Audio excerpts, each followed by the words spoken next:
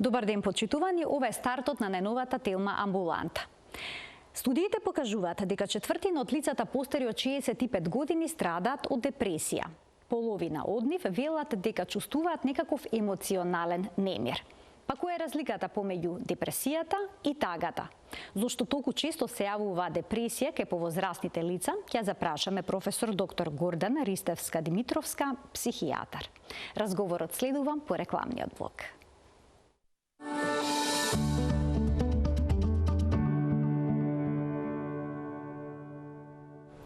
За депресијата кај лицата во стара возраст, во денешната Телма амбуланта разговараме со професор доктор Гордана Ристевска-Димитровска, психијатар. Професорке, добре дојдовте во студиото на Телма. Добро ве најдов и благодарам многу на поканата.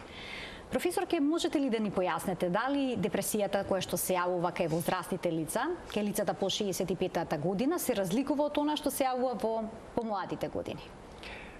Иако депресијата како психијатриски ентитет е едно исто, значи со оглед на симптоматологијата со која се представува, се појавува и во помладата популација и во детската популација, кај секој човек може во секоја животна доба да се појавува и во постарата генерација и во постарата популација.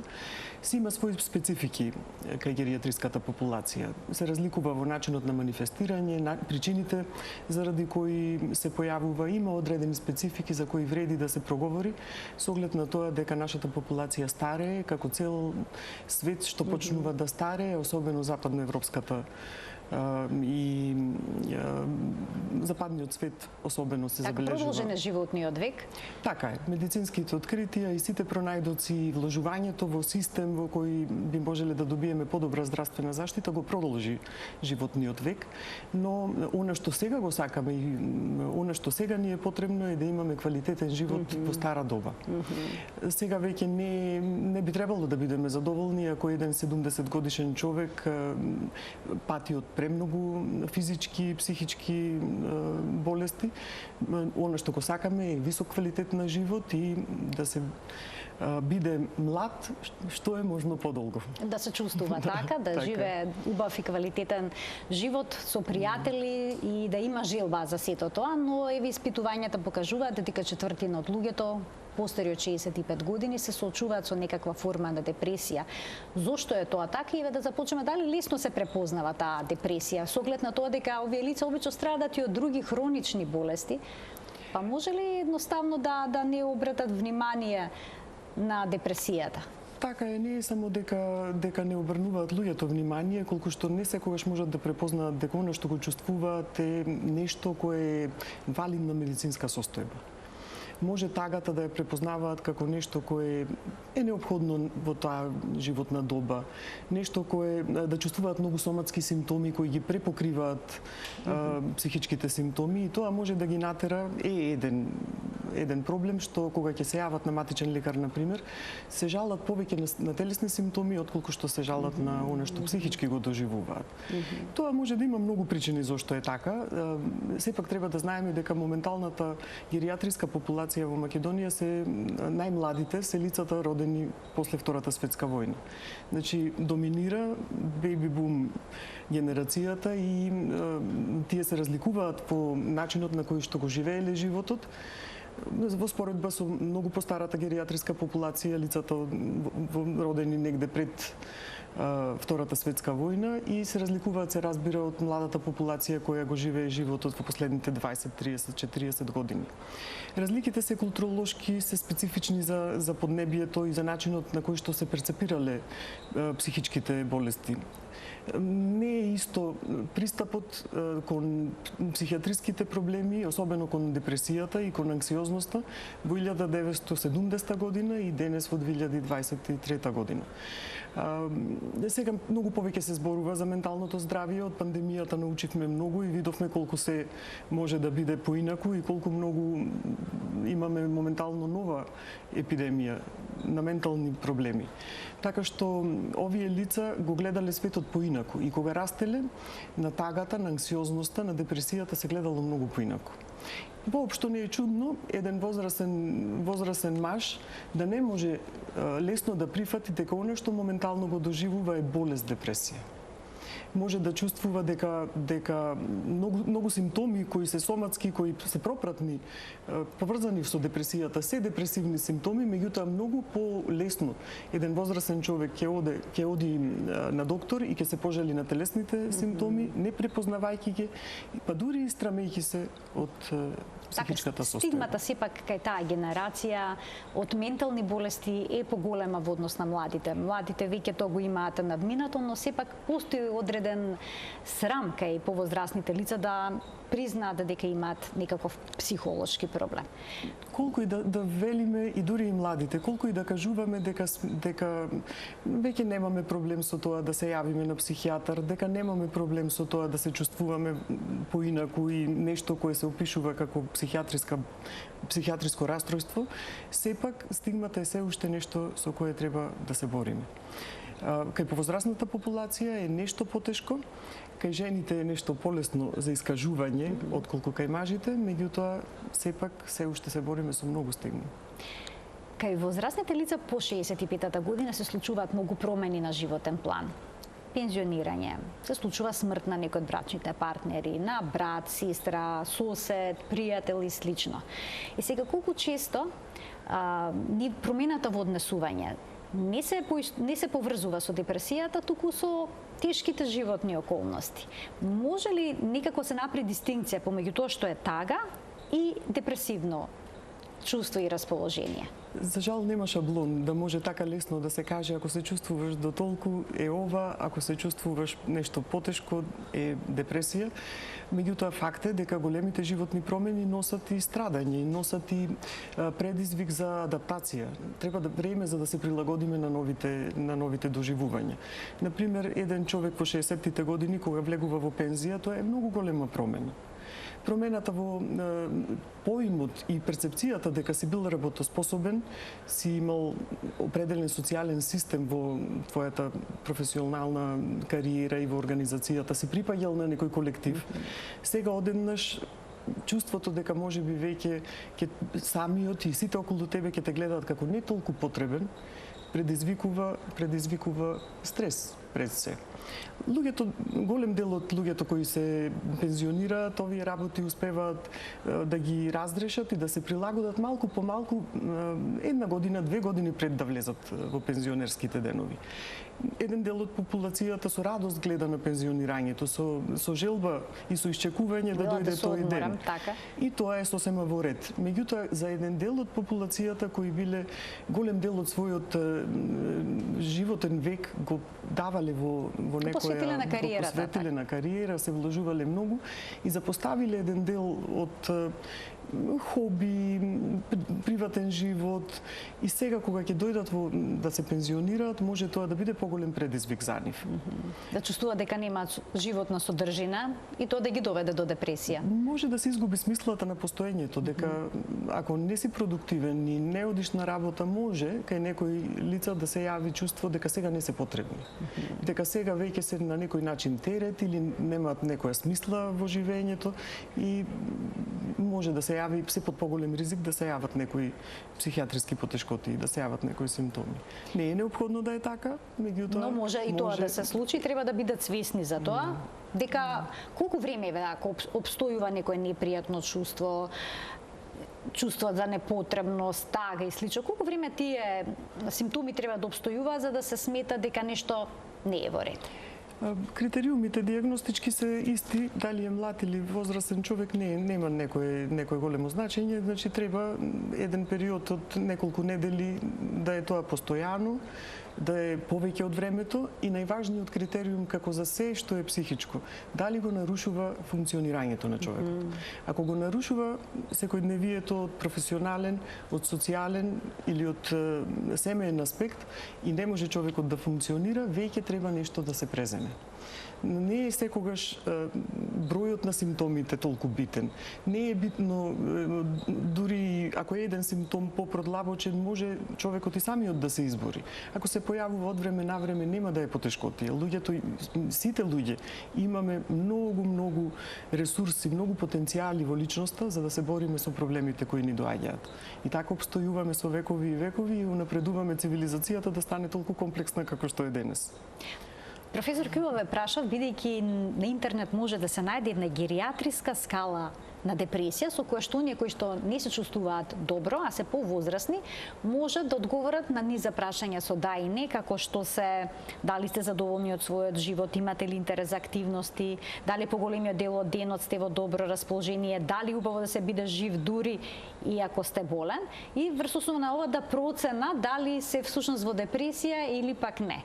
Може ли ваков тест да биде од помош за некој што има сомнеш во каква состојба се наоѓаат? Користите ли вие лекарите, да речеме, ваков тип на прашање или не? Имаме скали, користиме. Оваа скала е само оценувачка, значи таа служи за човекот самиот да процени дали има некоја потешкотија која би можела да е насока за да побара помош. Ние користиме, има и субјективни и објективни скали и мерила кои ги користиме. Може во рутинска пракса ретко ги користиме затоа што не е толку неопходно за ние да ги употребиме. Меѓутоа таа скала која ја спомнавте е многу добра за да се само оцени човекот. И само оценувајќи се може да забележи некоја потешкотија која еве не бил и самиот свесен дека е толку многу, дека има толку многу симптоми, занемарувајќи во секојдневието дека може би во рете кога си повозрасен да си поповлечен, да имаш губење на некои интереси, но со таквите скали може еве и самите да препознаат пациентите, меѓутоа тоа не е нешто кое треба да го земат здраво за готово, туку да им биде насока за да побараат помош, доколку сметаат дека на таа скала излегува дека нешто не е баш како што треба. А дали можете да процените одредено лице ќе биде ли во ризик во повозрасни години да развие депресија? Да, сето тоа е статистика. На крај мораме индивидуално за секој човек да процениме индивидуалистички, холистички и да видиме каква е сечија состојба, сечиј живот е уникатен. Така и кога проценуваме психичкото страдање, кога го проценуваме, мораме да ги земеме сите фактори, но има определени работи кои покажуваат статистички поголем ризик. Например, да си жена. Да си жена е доволно за да имаш поголем ризик за депресија. Доколку некој имал депресивни состојби или некои други расстройства на психијатриски во текот на животот, има под поголем ризик и во геријатриската доба да развие депресија. Има некои ранливости, значи потоа многу хронични болести, живот во болка, хронична болка е голем ризик, Паркинсонова болест е ризик, мултипла склероза е ризик. Значи сите потешки нормално малигните болести, сите потешки и подолготрајни состојби може да се под ризик да добијат депресија. А хроничните болести, како што се дијабетес, да речеме, мозочен удар, Сето тоа влие, иако многу е интересно да се опишува кој е здрав стар човек. Да, ова е добра дилема. Не зборуваме за 65 годишен човек. Ние сега очекуваме дека 80 години е нешто кое би требало да го доживееме. Очекуваме да го доживееме. 65 годишните луѓе мене веќе воопшто не ми се гледаат дека се стари. Ниту пак тие се чувствуваат повеќето. И не треба да се чувствуваат. Треба да се чувствуваат како млади, возрастни. Значи во геријатриската популација тие се младиот дел. Не е исто да имаш 65 години, 75 години, 80, 85 години, па и 90 и понатаму. Сум видела во многу добра физичка и психичка состојба лица кои имаат по 90 години, а сум видела и многу помлади и многу физички поздрави кои биле во потешка состојба. Така што да се има една-две хронични болести од типот на дијабет или на хипертензија, на висок крвен притисок, тоа е нешто кое се очекува. Меѓутоа, ако е менаџирано добро, не би требало да представува проблем. Сега веќе појавата на мозочен удар, појавата на малигно заболување, сето тоа влијае и луѓе сме сите во секоја доба кога ќе се појави некоја потешка болест. И тоа не само за лицето што е болно, туку и за целото семејство веќе тоа представува, влие на сите. Така, единствената добра работа во геријатриската популација е што барем секој човек знае дека колку повеќе години има, дека шансата да добие некоја болест е поголема. Кога таква болест од малигна природа или мозочен удар ќе се случи на еден 30 годишен човек, е уште поголем удар затоа што не е очекувано толку. Не е нешто кое цела генерација го очекува. Без оглед дали имаме 90 години, соочувањето со смртта е тешка работа. И секоја болест, особено потешка болест, не соочува, неизбежно не соочува со нашата смртност. И таа ситуација не е лесна за никого, не е лесна ако некој има 80 години. Така. Професорке, што е со сонот? Повозрастните лица помалку спијат, но понекогаш оние кои што не спијат доволно велат дека се чувствуваат лошо и депресивно. Од друга страна пак и депресијата влијае на сонот и доведува до несоница. Оние кои што имаат проблем со сонот, всушност со што имаат проблем? Прашањето е кој е прв, јајцето или кокошката во ситуацијава. Значи, факт е дека сниженото расположение, согубењето на интерес во склоп на депресија, многу често еден од симптомите е промената во сонот. Може да биде несоница, може да биде и хиперсомнија. Понекогаш луѓето во депресија спијат повеќе отколку што е потребно и тоа е на некој начин бегство од тешкотијата на реалноста. Може да биде од различни причини, но многу почесто е да има несоница. Исто така, несоницата пак, пократко да спиеш не е неопходно несоница. Значи, ако еден човек си спие, например, си спиел 6 часа и тоа му било доволно, и за активностите преку денот тоа било сосема добро, нема да го прогласиме дека има несоница. Меѓутоа, ако она што било рутина во спиењето, начинот на кој се заспивало, дали се буди во текот на ноќта, а многу често старите повозрастните лица се будат и заради физиолошки потреби, од некои други причини, но обично лесно презаспиваат. Ако не може да презаспие, ако се буди многу рано наутро, несвојствено за себе, се буди во рана доба, не може да презаспие, не посакува така да се буди и тој тип на несоница ќе го направи човекот многу уморен и тоа може со време да го воведе во депресија. А има ли вистина дека депресијата почесто се јавува кај луѓето што живеат сами, кај самците, отколку тие што се во заедница? Како влие осаменоста, социјалната изолација? Осаменоста е најболното нешто во староста.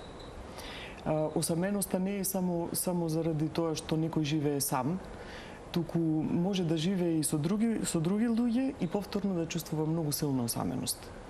Припадноста на некоја социјална група и губењето на партнерот, тоа апсолутно е исклучително стресоген настан. Замислете да живеете со некого, да го делите животот 50 години и одеднаш веќе тој човек го нема. А дури доколку не се согласувале, сосема повторно кога ќе го изгубат, се јавува депресија. Така е, бидејќи тие 50 години или повеќе или кои ги делеле заедно, значи тоа било некој начин на комуникација, знаеле како да комуницираат и во денот имало смисла да си помагаат еден на друг, да прават определени заеднички работи, дури и кавгите предвидливи се, кога живее со некого долго време. Загубата на партнерот е од исклучително голема важност и освен тоа, уште по-тешкото е кога ја губиш целата генерација. Полека, колку подолго човекот живее, толку е поголема шансата дека ќе ги изгуби пријателите. Ќе изгуби својата генерација, па дури и оние кои се живи може да имаат потешкотија за било кога физички да се сретнат. И тоа ја продлабочува осаменоста и тоа е многу горлив проблем, не само кај нас, дури и во најразвиените економии, осаменоста кај возрастната популација е сериозен проблем. И ризик фактор. Апсолутно ризик фактор. И за деменција. И за деменција, и за неухранетост, и за синдром на изнемоштеност. Тоа е еден геријатриски синдром кој се повеќе се обрнува внимание. За нас во нашето здравство е нешто по-ново кое се внесува. Значи, за многу работи е ризик фактор осаменост. Некои од старите лица ќе завршат во старечки дом. Дали тоа може за нив да биде пресвртна точка за да преминат во состојба на депресија, да не може тоа да го прифатат, да им дојде многу тешко? Може да биде и ризик фактор, и заштитен фактор. Многу е значено. Веќе има тука исто така предрасуди. Семејството те остави. Апсолутно. Зависи како се перцепира. Те смести во дом. Како се перцепира старскиот дом и исто така и каков е старскиот дом. Доколку се чувствува дека се фрлени некаде каде никој не ги гледа, луѓето ќе развијат депресија, неопходно е. Во институциите за стари лица, значи е поголем, статистички гледано во светот, поголем е процентот на појава на депресија отколку што е процентот додека човекот живее во институција, во заедницата, се извинувам. Така што е еден ризик фактор, но од друга страна пак старските домови даваат и социјална околина која може да биде многу благопријатна.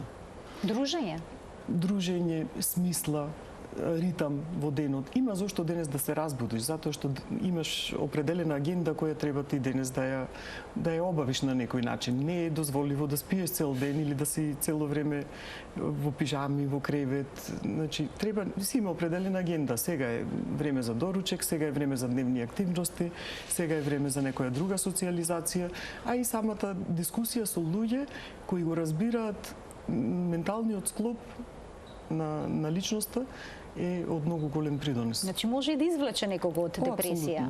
Апсолутно. Што говори вашето искуство? Моето искуство е дека доколку човекот дојде во старски дом излажан, неприпремен, ќе му биде многу тешко. Ако очекувањата биле дека децата неопходно мораат да го гледаат, а децата сега се сите некаде надвор. На своја страна, така. Или пак едноставно не е возможно. Доаѓа период во животот, ситуации во животот во кои веќе не е возможно некој од семејството да се грижи за старото лице и го носат во домот, значи е многу важна психичката припрема дека ова не е отфрлување, туку баш е нешто кое ќе направи за човекот да се чувствува подобро, да се накрене и физички и психички. Затоа што е тешко кога самиот треба да правиш една комплексна терапија. Значи, во денот треба да се распределат многу таблети, многу друга терапија, има многу контроли по доктори, има многу активности кои треба да ги преземе личноста во однос на исхрана, во однос на секојдневни активности, за кои може човекот да не е веќе способен да ги обавува. Во таква ситуација е многу подобро да биде згрижен во колектив од професионалци, но е многу важно да има во институцијата и нешто повеќе од тоа. Да се има само грижа за телото и за храната и за општата нега не е доволно.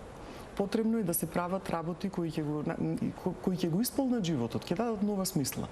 И тоа во мојот дом се случува и кога гледаме колку е благопријатно и колку многу се подобруваат луѓето, па дури и многу тешко болни лица се чувствуваат многу подобро само заради пријатноста на атмосферата околу нив, заради тоа што гледаат луѓе, заради тоа што можат да разговараат, секогаш да најдат личност која може да ги разбере просто.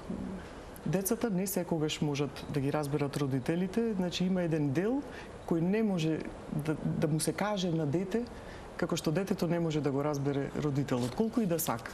Значи треба работите да ги гледаат од двете страни, да гледат на светлата страна на нештата, бидејќи на ваков начин може да се подобри и квалитетот на животот, но и да се излезе од депресија, кога што споминавте доколку некој веќе навлегол таму. Но што се случува со повозрасно лице кое што е во депресија? Депресијата не се третира од различни причини, или е непрепознаен, или пак не сака да си признае дека има некаков проблем, не оди на лекар и слично. Ако не се третира, многу работи ќе почнат да одат во насока која не е посакувана.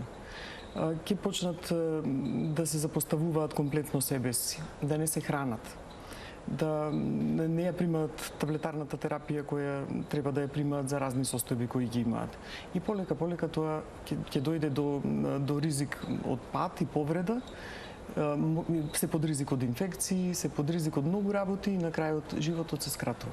Нетретираната депресија не само што може да го зголеми ризикот од самоубиство, се разбира, секоја депресија може да не секој депресивен се чувствува, има самоубиствени мисли и потреби и желби, меѓутоа го зголемува ризикот за самоубиство, но покрај тоа со непреземање на определени активности за грижа за себе, луѓето умираат. А дали ризикот за самоубиство ќе се задржа малку на овој дел е поголем кај мажите или кај жените, игра ли полот некаква улога? Може би малку повеќе кај мажите, но не мора неопходно да значи. Не мора да значи. Е поврзано со тежината на депресијата, со полот не толку многу. И кај младата популација самоубиствата, обидите за самоубиство се многу повеќе кај женската популација. Меѓутоа успешните обиди за самоубиство се многу поголеми кај машката популација. Така што може тоа и во гериатриската популација може да се направи некоја транслација, меѓутоа сепак не е толку полово одредено каде ќе се појави повеќе ризик. Така. Кои се можностите за лекување? Дали секогаш антидепресивите се единственото решение? Медикаментозно има многу опции. За среќа има повеќе линии на антидепресиви кои може да се искористат за да и се многу ефикасни. Навистина, она што се добива како резултат е одлично, но не за секој човек е неопходно да биде таа терапија. Бидејќи некој стравува да не им влезе лекот во интеракција со терапијата за хроничната болест. Тие пијат навистина многу лекови. Така е, но ние треба да имаме во предвид дека во нашата земја исклучително многу се користат бензодиазепини и тоа популацијата ги нарекува дека диазепамот, например, е лек за висок крвен притисок, тоа не е така. Не е лек за крвен притисок. Покачен крвен притисок речи се земаат. И не е секогаш лек за опуштање на мускулатурата заради ревматски болести. Меѓутоа, страшно многу се прима оваа терапија, а оваа терапија кај повозрасната популација е поризична отколку што се антидепресивите. Антидепресивите некои по новите генерации се многу добри за комбинирање со лекови од интернистичка природа, од ортопедска природа. Значи многу полесно е да се менаџира пациент со антидепресив и побезбедно, отколку да се прима тоа што луѓето многу лесно го добиваат во нашата држава, не е правилно. А всушност им создава сериозни проблеми. Го зголемува многу ризикот за падови и повреди. Од старата популација многу често умира заради како последица на пад на повреда или на некоја инфекција, како бронхопневмонија. Тие се многу големи стресни состојби кои телото некогаш не може да ги издржи и затоа треба да направиме се што е можно во домот на еден повозрасен човек за да не дојде до тоа. Овие се фактори кои зависат од телото, значи ако му дадеме определени лекови кои може да му направат ортостатска хипотензија, кога ќе се исправат, да им падне притисокот и да паднат. Или да ги направи конфузни, па да се удираат во предметите. Нашите домови не се правени за луѓе кои имаат потешкоти во движењето или кои се во некоја конфузна психичка состојба. И од тие причини многу треба да се внимава човекот какви му се способностите и каде живее. И домот може да се прилагоди на разни состојби и секогаш додека е тоа возможно, подобро е човекот да живее дома, да обезбедиме различни активности кои ќе го проложат животот во домот, па дури кога тоа веќе не е возможно, тогаш да се институционализираат. А колку време трае лекувањето на депресијата кај повозрасните лица, на депресијата во стари години? Дали некој што ќе почне да пие антидепресиви на таа возраст ќе ги пие доживотно? Не мора заради да значи. возраст. Не мора да значи. Не мора да значи дека ако е некој човек возрастен и ако има депресија, дека доживотно ќе треба да прима некој лек. Може да биде индивидуално се проценува и секогаш најдобро е кај повозрастната популација во однос на фармакотерапијата, каква и да е таа, да биде секогаш во минимална доза и секогаш во минимален период. За жал, реалноста е обратна. Ќе одат кај еден лекар, например кај лекар интернист. Таму ќе ги кажат своите интернистички проблеми и ќе добијат определена терапија. После тоа ќе оди возрастниот човек кај невролог. Таму ќе ги каже дел од интернистичките проблеми, ќе ги каже и своите невролошки симптоми, ќе добие определена терапија и многу често нема да ги каже сите лекови кои ги прима од интернисти препишани. И така се собираат многу специјалисти кои даваат многу лекови и тие лекови многу често може да се случи да не се ревидирани многу одамно, а да не се веќе потребни да бидат така. Матичниот лекар извршува огромна работа во грижата за старите лица, како и во грижата за сите други, ама особено за старите лица. Затоа што матичниот лекар има најдобар увид за својот пациент, што прима, како прима, какви проблеми има. Меѓутоа не секогаш има ингеренции да прави промени на некои лекови кои се препишани од специјалисти. И така многу често гледам во мојата пракса дека луѓето доаѓаат со многу комплексна, а не толку потребна терапија и е борба во комуникацијата меѓу секторите, во комуникацијата меѓу деловите на здравствениот систем, за да може да се направи соодветна терапија за еден човек. Да, ова е нешто што мора да се промени. Јас како психијатар нема да си дозволам да му ја променам терапијата на интернистот, но можам да му сугерирам на пациентот дека е време да оди и да кај својот специјалист интернист да се оптимизира терапијата. И сега тоа сепак зависи од тоа колку пациентите ќе дојдат на лекар. Дали ќе побараат, дали ќе успеат, дали ќе можат да стигнат на закажаните термини. Сето тоа е многу комплексно, бара поддршка многу поголема социјална. Сега во светот е многу актуелно да се има геријатар специјалист. Ние тука каскаме малку. Имаме Сдружение за геријатрија во Македонија веќе 3 години. Председател е доктор Билјана Зовиќ и е борба голема за да направиме и ние специјализација по геријатрија.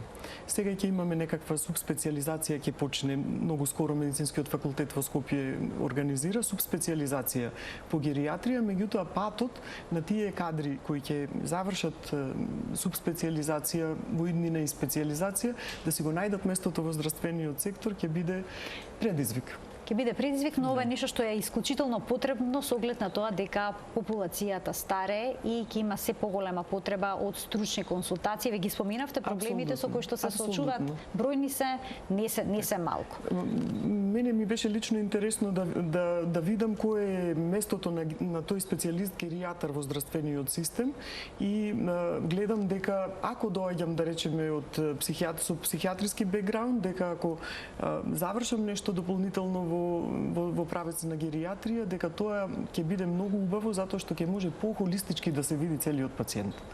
Не само секој по област, по специјалност, туку во целина. Во целина. Може би нема да знам се од интернистички аспект, како што интернистот нема да знае се од психијатриски аспект, меѓутоа геријатарот би знаел нешто добие поширока слика, добие поширока слика. И би дал подобра услуга, поквалитетна услуга на популацијата која е високо растечка. Значи, нашата демографска пирамида, од вистинска пирамида, премина во нешто вакво. Младите лица се стануваат се помалку, старите лица стануваат се повеќе. И тоа нема да запре.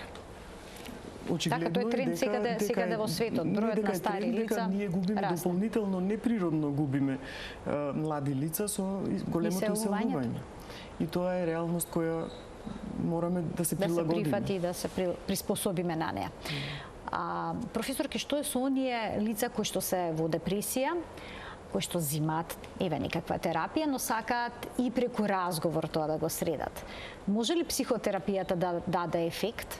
Апсолутно. Психотерапијата дава ефект кај секоја популација, и кај младите, исто така и кај старите, дури и повеќе. Меѓутоа, борбата пак да се дојде до психотерапевт на Фондот за здравство е невозможна мисија. За жал, многу малку психолози се вработени во здравствениот сектор и работат со Фондот за здравство. Тоа е така затоа што Фондот за здравство тоа го прави, да е така. Психијатрите, за среќа, се уште имаме добра психијатриска мрежа низ земјата и можат брзо да дојдат до психијатриски преглед, но во однос на психотерапија не е секогаш возможно. Ако на мој термин има голем број закажани пациенти, дека ќе има некоја подлабока психотерапија е невозможно да го очекуваме, така што психотерапија, за жал, повеќето од луѓето мораат да плаќаат приватно, што исто не секогаш е возможно. Јасно. А инаку самата метода и Пензии. разговорот, да. Значи разговорот со терапевтски средства и не секогаш е неопходно да биде кој знае колку комплицирана психотерапија. Може да се прават форми на повеќе окупациона терапија, повеќе социјализација и тие работи придонесуваат, а како не би психотерапијата. Така што само да се препише лекови, верувајте, е многу лесно. Ама не е доволно. Не е доволно. И овој сегмент треба да биде застапен за да може да се добие квалитетна нега и квалитетна услуга и квалитетна грижа за пациентот. Така, за да се извлече од за нас како депресијата. професионалци препознавањето на состојбата не е толку тешка, не е толку голем предизвик. Дури препишувањето на терапијата не е воопшто тешко и достапни се лековите. Но и психотерапијата е дел од третманот. Така е. Меѓутоа, за луѓето не е доволно да го земат лекото од аптеката, да го пијат и да очекуваат само тоа да им помогне. Навистина не е доволно. И велите не е доволно, дали ќе биде доволно ако почнат да речеме да вежбаат или пак ги потикнете, сега не знам дали додека се во депресија, дали можат воопшто да излезат со некого на кафе, да склопат нови пријателства, да имат онлайн комуникација. Нешто такво. Кога препорачуваме, е многу лесно да им кажеме дека вака треба да е животниот стил, вака да го промените, ова да направите, меѓутоа самата логистика на сето тоа не е баш едноставна, а е многу поважно да се работи и кај младата популација за кога ќе дојдат во постара возраст како превенција. Физичката активност е неверојатно многу заштитна. Заштитна е не само за мускулно-скелетната состојба на телото, туку е заштитна исклучително многу за хормони на среќа се излачуваат. Нешто се случува кое е многу лековито. Многу лековито некогаш може да биде, значи, вистински придонес да биде кон и фармаколошката терапија и психотерапијата. Значи, еве да им препорачате прошетки, претпоставам дека тоа е дел од физичката активност, што може да ја направат. Може многу работи да се направат. Не се и многу физички онеспособени лица можат да прават некои работи. Значи, освен прошетки, вежбање со тежина. Не мора да е голема тежина, сигурно нема да е голема. Тоа се препорачува кај возрастните, што е многу заштитно за неочекувано, не секојдневна. Да, за деменција велат. Значи со тегови? Да. Можете и дома. Кинезитерапија, значи да не биде преголема тежина, така? Да, не, сигурно не со голема тежина, меѓутоа редовно и сепак некој треба да ги посоветува. Не може сами и одеднаш да почнат да прават работи кои никогаш не ги правеле. А лицата кои си биле активни пред да добијат депресија, значи ако можат да си продолжат, ако во моментот кога волјата ќе се јави, кога пак ќе се врати интересот за живењето, продолжуваат понатаму. Дури и лицата кои не биле активни и тие кога ќе почнат лековите да делуваат, кога ќе помине најтешката ситуација, после тоа може да се вклучат во разни форми на активности. Еве, например, во однос на старите лица, пензионерските клубови се трудат да прават разни активности, но многу често активните активности може да бидат само за лицата кои се повеќе способни физички, за да можат да одат негде, да излезат, да прошетаат, па дури и да направат екскурзија, и тоа е се убаво, многу важно е. Онаму каде што потврламе како систем е да дадеме нешто повеќе за луѓето кои веќе не можат, кои се затворени, изолирани дома и нема како да се воопшто не се пристапува кон нив. За право има иницијативи од 2019 година се донесе нов правилник, можност всушност за да се направат сервиси за помош и нега во домот, и тоа профункционира. Значи почнаа да се отвараат низ земјава, се разбира не е се уште покриеноста многу голема, меѓутоа е еден чекор напред за да може луѓето кои имаат потреба од нега да на терет на Министерство за труд и социјала да добијат помош и нега во домот, и со тоа се одложува и може многу да се пролонгира и сместувањето во институции. А дали осаменоста може да биде причина да не се детектира депресијата, бидејќи нема кој да забележи промена во... Апсолутно.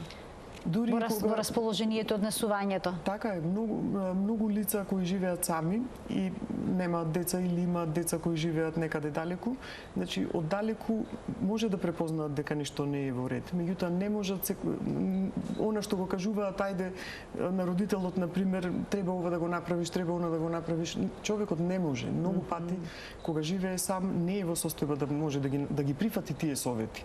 И многу е веројатно дека никој нема да знае каква е состојбата. Така што тука треба подобро да сме организирани. Има простор, не е толку невозможно за да можеме подобро да се грижиме за нашата стара популација. Професорке, многу ви благодарам за вашето гостување, што ги апострофиравте клучите проблеми кога станува збор за гериатриската популација. Очигледно многу работи треба да се решат. На крајот на криштата сите ние старееме, сите ние одиме натаму и заслужуваме секој од нас заслужува да добие соодветна здравствена заштита. Така е. Сите старееме и сите имаме право на многу добра здравствена заштита и на многу добра социјална заштита. Так. За тоа да го направиме треба многу промени, многу труд, меѓутоа е возможно. Не смееме да се откажеме. Така, никако откажување нема. Ви благодарам уште за гостувањето и што специјално од Битола дојдовте за да ја реализираме денешната емисија. Благодарам на поканата, навистина уживав. Почитувани, ова беше се во денешната Телма амбуланта. Ви благодарам за вниманието со кое што ме следевте. Се гледаме секој работен ден на Телма во 12 часот и 50 минути, кога заедно учиме за нашето здравје. Пријатно!